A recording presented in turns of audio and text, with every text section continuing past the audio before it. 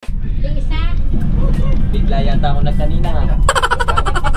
Sagat sa driver. May asawa na.